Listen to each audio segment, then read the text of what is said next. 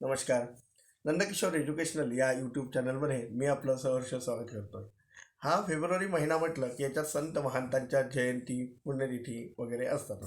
आता बघा ना, माघ सप्तम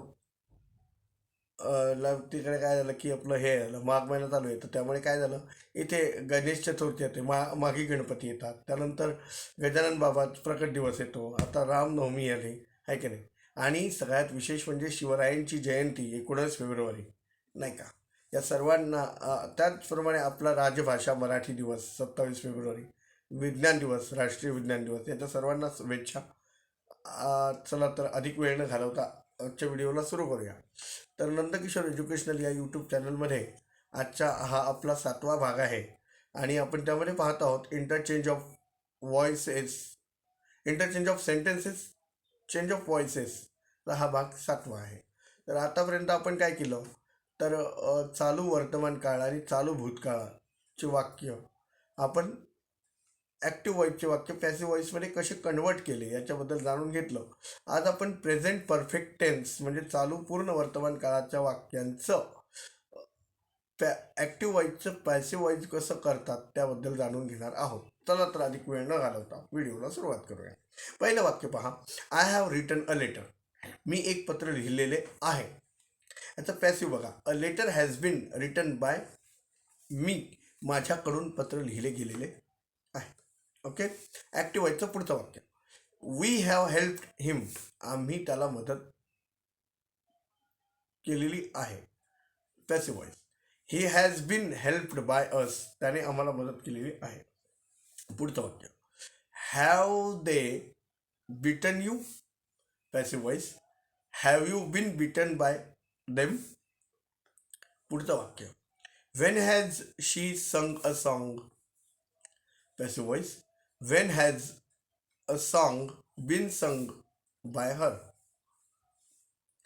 आता सूचना नंबर 1 आहे बघा, प्रेझेंट परफेक्ट टेन्सचे जे वाक्य आहे. आता याचं पॅसिव्ह व्हॉइस करत असताना प्रेझेंट परफेक्ट टेन्सच्या म्हणजे चालू पूर्ण काळाचं पॅसिव्ह व्हॉइसमध्ये रूपांतर करत असताना आपल्याला काय करायचं आहे, क्रियापदाचं तिसरं रूप वापरायचं आहे व क्रियापदाच्या तिसऱ्या रूपाच्या पूर्वी हॅज किंवा हॅव सोबत बिन आपल्याला वापरायचं आहे. कशामध्ये? पॅसिव्ह व्हॉइसमध्ये. त्यानंतर एकवचनी जर करता असेल तर आय आणि यू यांना वगळून किंवा यांना सोडून बाकी एकवचनी करता असेल तर हॅजचा वापर करायचा आहे. आय आणि यू सोबत हॅज वापरायचं नाही. आय आणि यू असेल तर हॅवच वापरायचं आहे, हे जरी एकवचनी असले तरी. त्याचप्रमाणे आय, वी, यू, दे आणि अनेक वचनी कर्त्यासोबत हॅवचा वापर करायचा आहे. म्हणजे ही, शी, इट असेल तरच आपल्याला हॅजचा वापर करायचा आहे. लक्षात आलं? आशा करतो की मी दिलेली माहिती आपल्याला समजली असेल. आता पुढचं बघा, change the following sentences into passive voice. आता दिलेल्या वाक्यांचा आपल्याला पॅसिव्ह व्हॉइस करायचा आहे. I have called my brother. मी माझ्या भावाला बोलवलं. He has beaten my enemy. त्याने माझ्या शत्रूला मारले. A cat has killed a rat. मांजराने उंदराला मारले. You have not sold your books. पुढचं वाक्य, we have cooked our food. They have purchased 5 books.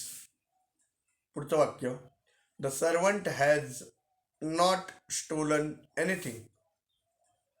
Have you learned the lesson. Has he told you a story. So आशा करतो की मी दिलेली माहिती आपल्याला समजली असेल. भेटूया पुढच्या एका अशाच नवीन आणि इंटरेस्टिंग व्हिडिओ सोबत. तोपर्यंत खुश रहा, आनंदी रहा. धन्यवाद.